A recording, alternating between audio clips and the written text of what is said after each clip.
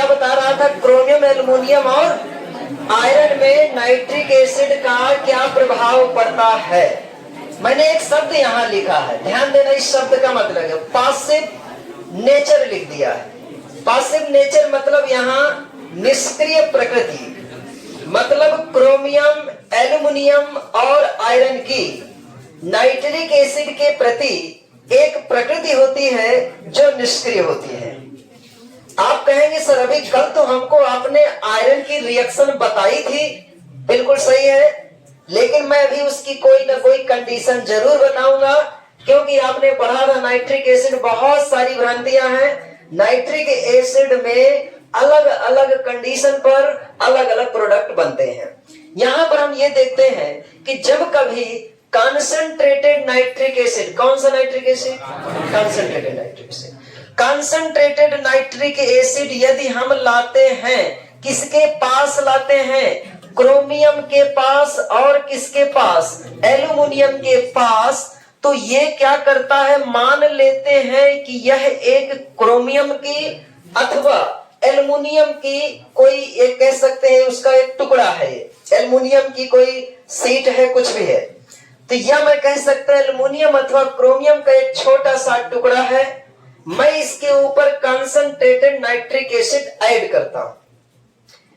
Reactivity series में ये बहुत ज्यादा मतलब हाइड्रोजन से पहले होते हैं, बहुत ज्यादा रिएक्टिव होते हैं, लेकिन मैंने यहाँ क्या लिखा, पासिव नेचर निष्क्रिय कर दी, पासिविटी इनमें आ जाती है। ये ऐसा क्यों होता है, होता है कंसंट्रेटेड HNO3 धैर्य नहीं रख रहा, या क्रोमियम और एल्युमिनियम धैर्य नहीं रख रहे, ये दोनों आपस में शुरू में इतना जल्दी रिएक्ट होते हैं, इतना जल्दी रिएक्ट होते हैं कि इसके ऊपर वाली परत में रिएक्शन फटाफट, और जैसे रिएक्शन हुई तो उसके बाहर वाली जो परत होती है उस परत में बन जाती है एक ऑक्साइड की परत।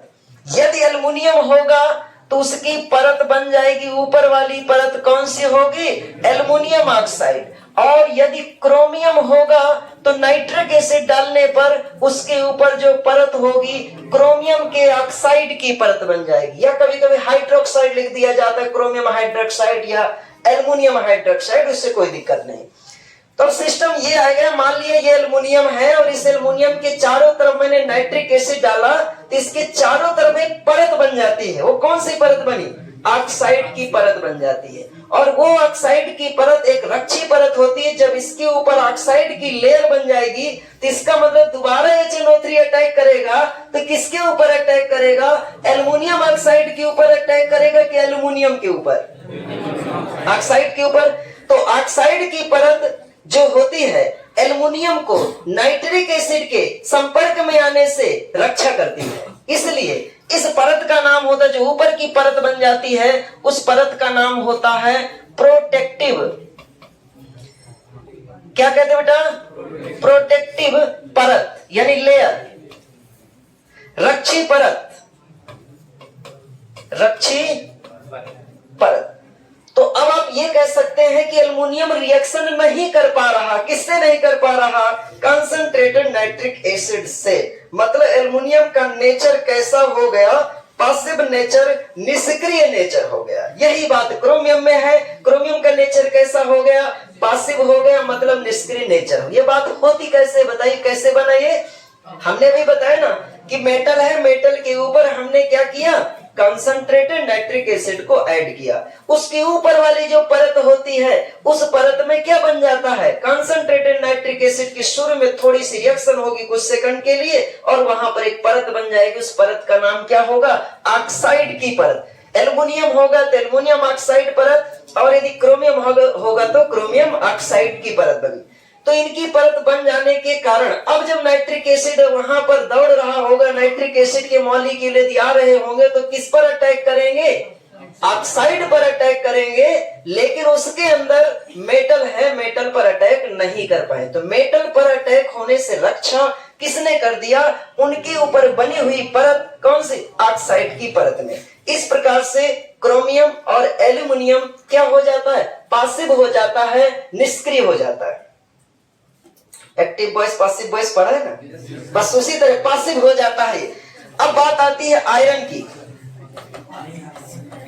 आपने कहा था सर आयरन से तो आपने रिएक्शन कराया और आयरन को आप कह रहे हैं कि ये क्यों पॉसिबल है, ये क्यों निष्क्रिय है, लेकिन इसकी कंडीशन है वेरी कंसंट्रेटेड नाइट्रिक एसिड, बहुत सांद्र हो जाए, एक भी पानी ना हो, ये मान लो वेरी कंसंट्रेटेड, अति सांद्र, वेरी कंसंट्रेटेड HNO3, ठीक है। जब हम किस पर, आयरन के मेटल पर जब इसको अटैक कराते हैं तो क्या होगा, यहां पर भी एक परत बन जाती है। कौन सी परत बन जाएगी, Fe2O3 की। हाँ, कभी कभी ऐसा लिख दिया जाता है कि FeO भी बनेगा, FeO भी तो बन सकता है, Fe2O3 भी बन सकता है। जब दोनों एक साथ बन रहे हैं तो कुछ राइटर्स इसको लिख देते हैं Fe3O4, Fe3O4, फेरसोफेरिक ऑक्साइड।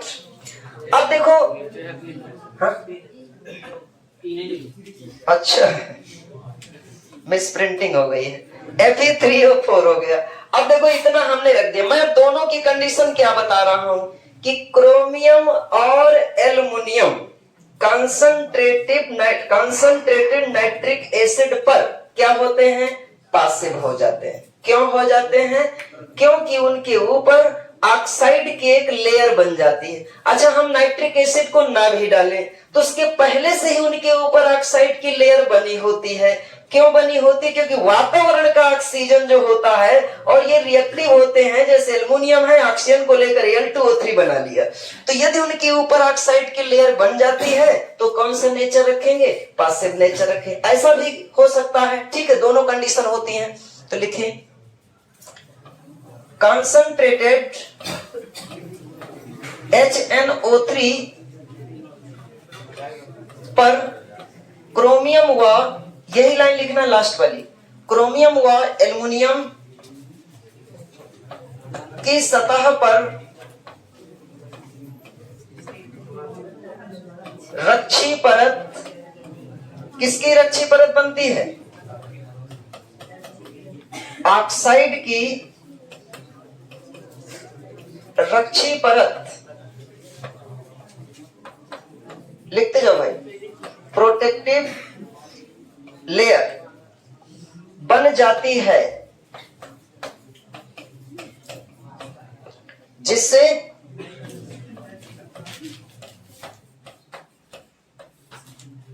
क्रोमियम व एल्युमिनियम क्या हो जाते हैं,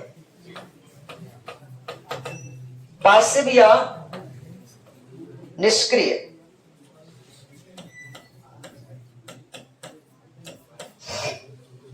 हो जाते हैं।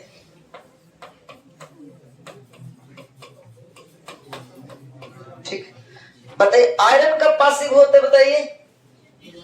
वेरी कंसंट्रेटेड जब नाइट्रिक एसिड होता है तब आयरन भी पासिव हो जाता है, वेरी कंसंट्रेटेड। बाकी इसके पहले आयरन ने रिएक्शन भी किया है। वेरी कंसंट्रेटेड नाइट्रिक एसिड से आयरन पर क्या होती है, ऑक्साइड की परत बन जाने से क्या होता है,